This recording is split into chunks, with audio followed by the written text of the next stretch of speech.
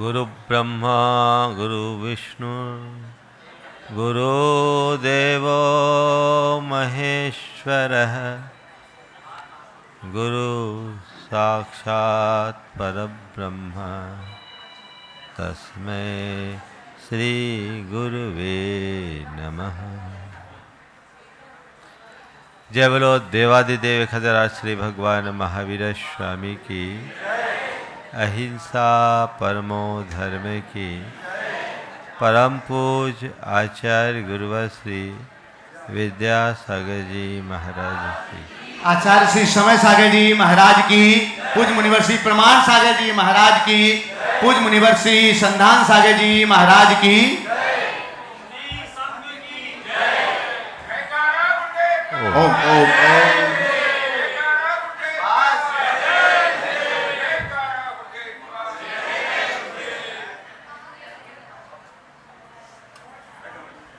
आज गुरु पूर्णिमा का दिन है।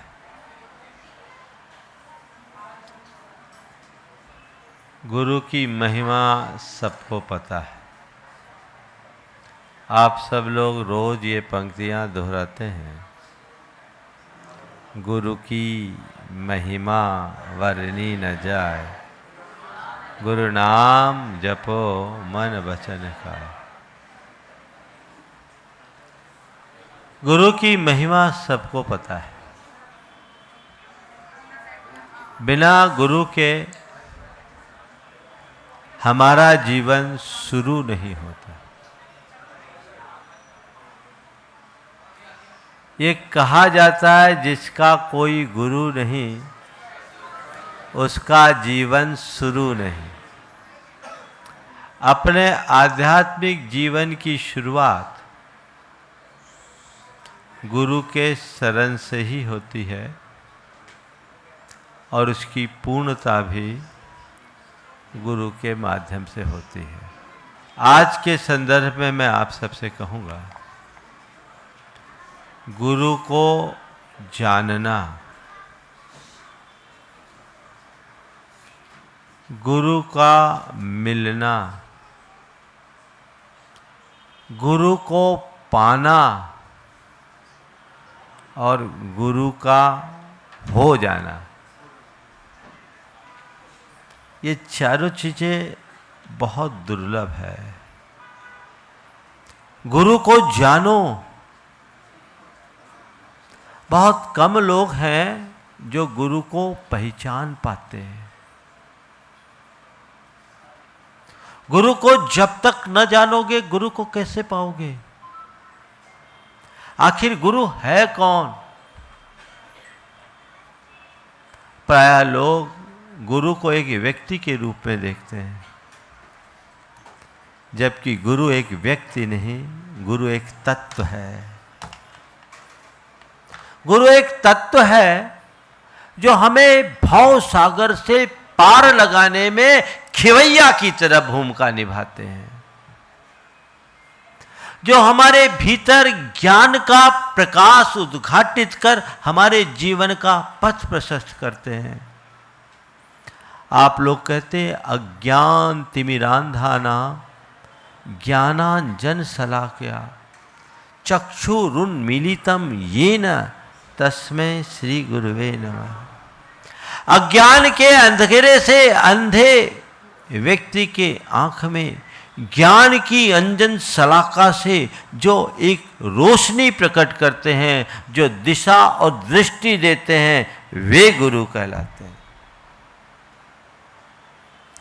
गुरु जो तुम्हारे भीतर के अंधेरे को दूर कर दे, जिनकी शरण में आने के बाद तुम्हें तुम्हारी आत्मा का बोध हो जाए, जिनकी सन्निधि पाने के बाद तुम्हें अपने जीवन की वास्तविकता की पहचान हो जाए, जो तुम्हें तुम्हारा पता बता दे और जो तुम्हें तुम्हारे पास बिठा दे, वो गुरु है। उस गुरु को पहचानो। चाहे जिसको आप नाम से गुरु भले कह दो, पर जिसके अंदर ऐसी आध्यात्मिकता है, गुरुता का अधिकारी तो वही है। गुरुत्व केवल उसके अंदर ही घटता है जिसके जीवन में आध्यात्मिकता है, जो आत्मा के स्तर पर जीता है और आत्मा के स्तर पर जीने का मार्ग बताता है, जिसे गहन साधना की अनुभूति है और जिनकी शरण में जाने के बाद उसी साधना की प्रेरणा मिलती, वो गुरु है। तो ऐसे गुरु को जानो। बिरले लोग गुरु को जानते हैं। गुरु भक्त भले मिल जाएंगे, गुरु को जानने वाले बिरले होंगे। यहां तुम सब गुरु भक्त हो, पर तुमने अभी गुरु को पहचाना नहीं। गुरु को पहचानने वाले गुरु के हो जाते हैं। अपने अंदर उतर करके देखना कि मैंने अभी तक गुरु को कितना जान पाया हूं। तुम लोग गुरु के निकट भी आते हो ना, तो प्रायः लोग गुरु के प्रताप और प्रभाव से प्रभावित होकर आते हैं।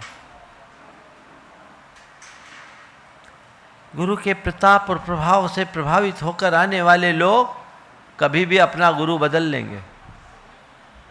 किसी दूसरे के प्रताप में आ जाएं, किसी दूसरे के प्रभाव में आ जाएं, वो गुरु बदल लेंगे। क्यों? क्योंकि उनने अभी गुरु को पहचाना ही नहीं है। लेकिन जो गुरु को भीतर से पहचानते हैं, उनकी दिशा और दृष्टि और होती है। वो निकट में आने के बाद गुरु की कमियों में भी आनंद लेंगे। किसी गुलाब के बगीचे में जाओ तो दूर से जब भी देखोगे तो उसका सौंदर्य दिखेगा, उसकी खुशबू का आनंद आएगा उसकी सुवास। गुलाब के बगीचे में जाने के बाद तुम्हें दूर से उसका सौंदर्य और दिखेगा और उसकी सुवास भी मिलेगी। लेकिन जब गुलाब के निकट जाओगे ना, तो उसके नीचे सड़े गले पत्ते भी दिखाई पड़ेंगे। यदि तुम्हारे अंदर गुलाब की सही पहचान और प्रेम हो, तो तुम यही कहोगे, ये तो गुलाब का स्वभाव है जो कचरे में भी सुगंध देता है। अगर तुमने गुरु को ठीक ढंग से जाना, तो तुम्हें गुरु के गुलाब दिखेंगे, उसकी सुवास दिखेगी, उसका सौंदर्य दिखेगा, उसके नीचे पड़े रहने वाले पत्ते भी उसके गुण के रूप में दिखेंगे। अरे महाराज ऐसे हैं वैसे हैं, उनने ये बोल दिया वो बोल दिया, तो अभी तुम कच्चे हो, अभी तुमने गुरु को जाना नहीं। तो पहली बात, गुरु को जानो। दूसरी बात, गुरु का मिलना। गुरु के बारे में तो जान लिया, कोई जरूरी नहीं कि तुम्हें गुरु मिले, बहुत दुर्लभ है गुरु का मिलना। नाम के गुरु बहुत मिल जाएंगे, लेकिन गुरुत्व की महिमा से मंडित गुरु का मिलना बहुत दुर्लभ होता है। वे लोग बहुत भाग्यशाली हैं जिन्हें हमें आचार्य विद्यासागर जैसे महान गुरु मिले, जिनके जीवन में जिन्हें गुरु मिल गया, जिन्हें गुरु के दर्शन हो गए, वे बहुत भाग्यशाली हैं। लेकिन गुरु को मिलना केवल एक भौतिक घटना है। गुरु का मिलना भौतिक घटना है, गुरु को पाना आध्यात्मिक क्रांति। गुरु मिल गए, गुरु के दर्शन हो गए, आप सब भी तो आए हो, मिलने ही आए। गुरु पूर्णिमा आए, गुरु से मिलने आए। कोई जरूरी नहीं जो गुरु से मिले वो गुरु को पाए भी। गुरु से मिलने वालों की तो लाइन लगी रहती है, सवेरे से शाम तक सैकड़ों लोग आते हैं, वो गुरु से मिलके चले जाते हैं। पर यह कोरा भौतिक संसर्ग है।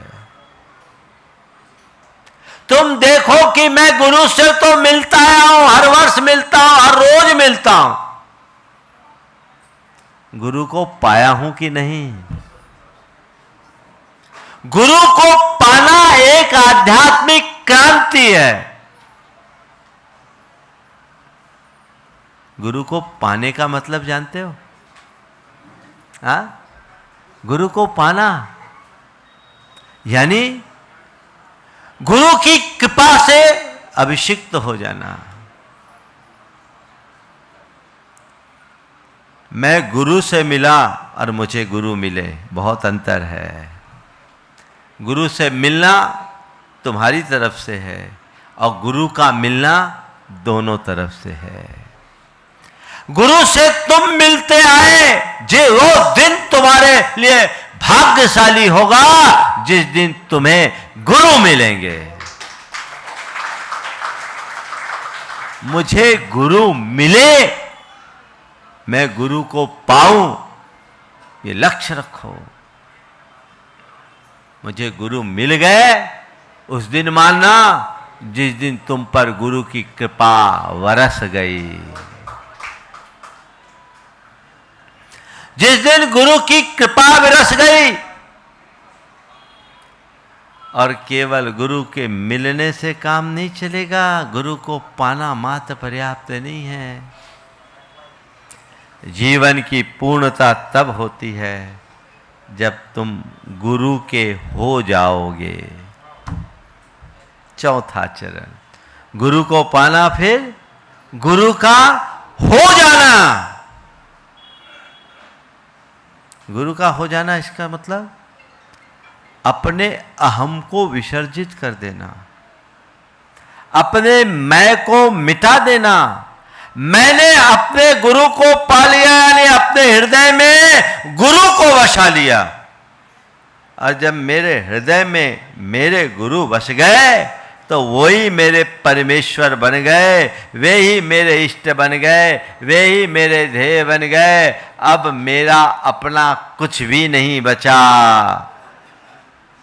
गुरु की इच्छा ही मेरी इच्छा, गुरु का निर्णय ही मेरा निर्णय, गुरु की समझ ही मेरी समझ और गुरु की शक्ति ही मेरी शक्ति।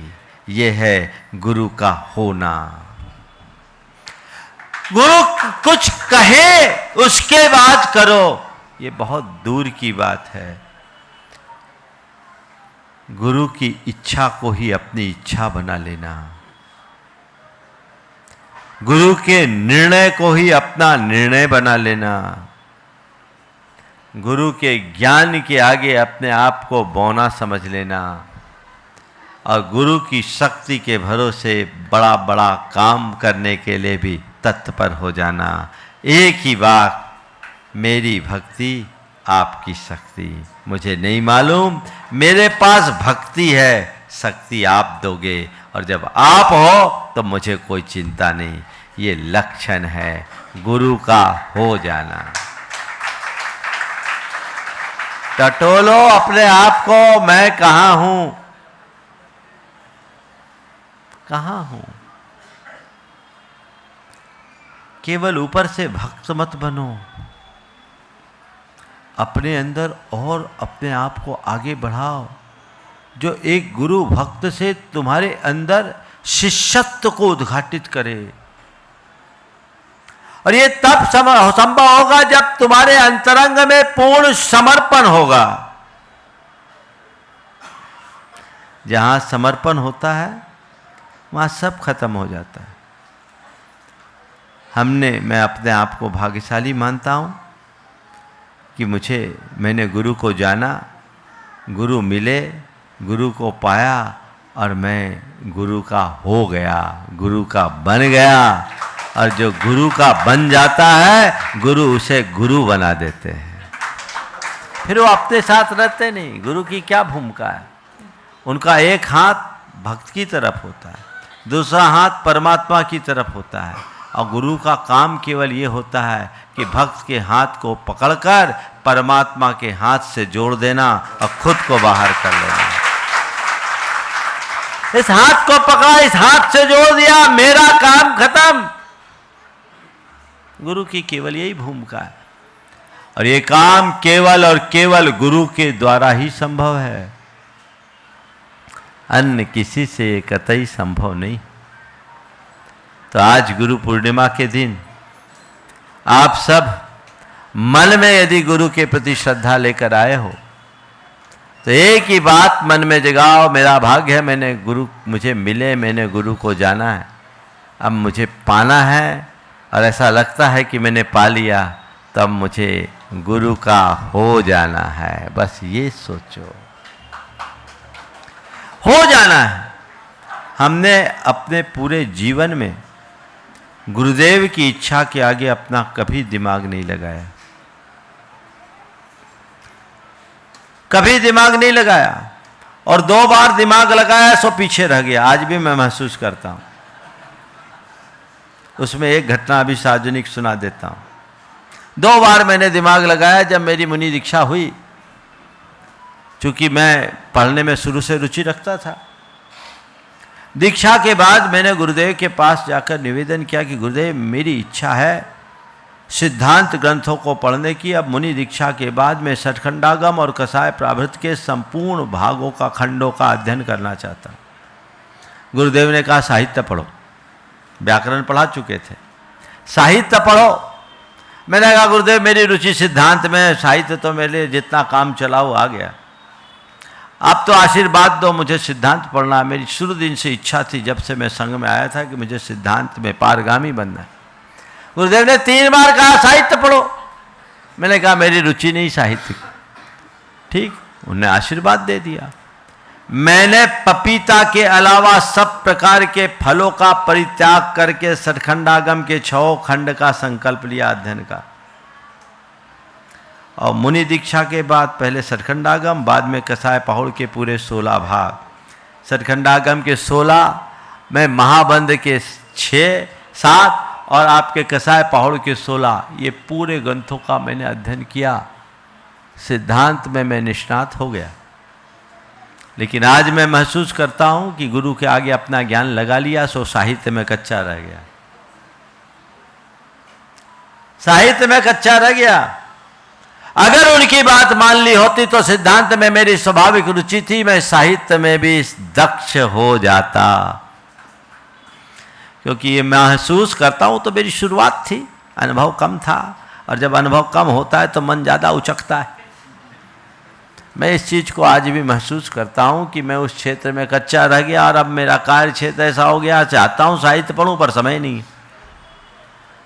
इसलिए सारांश से मैंने कहा तुम अभी साहित्य और व्याकरण में पक्के हो जाओ, जिसमें हम पीछे हैं। सिद्धांत में तो अपने आप लग जाओगे। जिसमें रुचि होती है वो व्यक्ति अपने आप पूरा कर लेता है, लेकिन जिसमें मंद रुचि होती है उसमें गुरु की प्रेरणा ही संबल बनती है।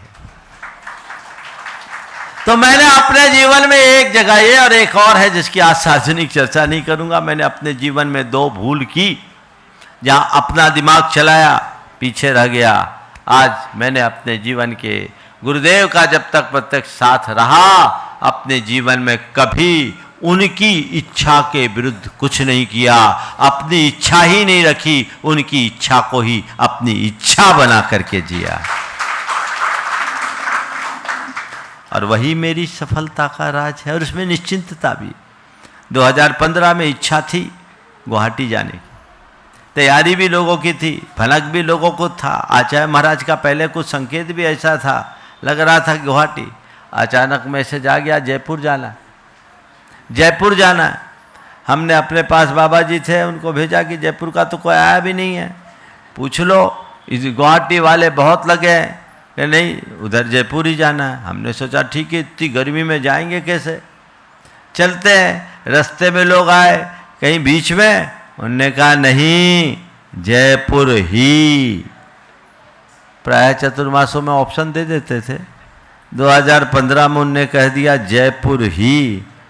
और जयपुर जाने के बाद पता लगा कि जयपुर ही क्यों था। संलेखना और संथारा का निमित्त आया, धर्म बचाओ आंदोलन सफल हो गया। धर्म बचाओ आंदोलन सफल हुआ। जयपुर के उच्च न्यायालय ने, 10 साल पुरानी बात है, बहुत लोग जो नए बच्चे हैं उनको पता नहीं होगा, 10 साल पहले जयपुर उच्च न्यायालय ने संलेखना संथारा को आत्महत्या करार दे दिया था। उसे सती प्रथा का प्रतिरूप बताकर उस पर प्रतिबंध लगा दिया था। और संलेखना पर प्रतिबंध तो जैन साधना पर ही प्रतिबंध था। तब हमने वहाँ एक अलग जगाई और धर्म बचाओ आंदोलन की शुरुआत की। पूरा देश और पूरा संसार आगे आया। उस पर आज पूरे सबको राहत मिल गई। तब मुझे लगा कि गुरु की कितनी बड़ी सोच थी। तब लगा कि कितनी बड़ी सोच थी। जो गुरु का होता है वही प्रभु का बन पाता है। जो गुरु का नहीं होगा वो किसी का नहीं होगा। इसलिए अपनी इच्छा शक्ति को, अपने निर्णय को, अपने समझ को और अपने सत्य को गुरु को समर्पित कर दो। आपकी इच्छा मेरी इच्छा, आपका निर्णय मेरा निर्णय, आपकी बुद्धि मेरी बुद्धि, आपके आगे अंगूठा छाप। वहां दिमाग मत लगाओ। कुछ लोग गुरु को ही ज्ञान देने लगते हैं। अरे मैं क्या ज्ञान दूंगा, मुझे मेरे पास जो ज्ञान है वो उन्हीं का दिया हुआ, मैं क्या दूं। वहां चुप। सत्य की कमी दिखे तो भी यदि गुरु कुछ कहते तो समझ लो इसमें उन्हें मेरा सत्व दिख रहा है, तभी मुझे वो कुछ कह रहे हैं। स्वीकार करो। उनके आशीर्वाद से निसत्य भी सत्यशील बन जाते हैं। ये समर्पण, ये होना चाहिए। अगर अपने जीवन में ये बात घटित होती है तो जीवन हमारा प्रशस्त बनता है। हम अपने जीवन का मार्ग और अधिक प्रशस्त कर सकते हैं। बंधुओं, समय काफ़ी हो गया। आज महाराज जी का दीक्षा दिवस। ये 10 साल मेरे पास रहे, बड़े डगमगा रहे थे। मैं उस समय इनको एक ही कहता था, भैया मेरे पास दीक्षा के अलावा सब है। लेकिन फिर एक पत्र लिखा, उस पत्र पर गुरुदेव ने कृपा बरसाई, इनका अंतराय टला और 10 साल के बाद 2015 में ही आज की गुरु पूर्णिमा में इनकी दीक्षा संपन्न हुई। 10 साल बीत गए, 11वें वर्ष में प्रवेश किए। मैं महाराज जी के इस दीक्षा दिवस पर उनके लिए अपनी ओर से शुभकामनाएं देता हूं कि वे अपने मार्ग में ऐसे ही आगे बढ़ते रहें, अपनी साधना को प्रखर से प्रखरतर बनाएं और जीवन के मूलभूत लक्ष्य को सामने रखकर आगे बढ़े। वही हमारे जीवन को पूर्ण बनाता है, प्रौढ़ता आती है। आप सब लोग भी अपनी अभिवंदना प्रकट करने के लिए आए हैं। मैं चाहता हूँ एक साथ आप लोग भी नमन कर ले और महाराज जी के दीक्षा दिवस पर उनकी जय जयकार कर ले। और समय काफ़ी हो गया है। बोलिए परम पूज्य आचार्य गुरुवर श्री विद्यासागर महाराज की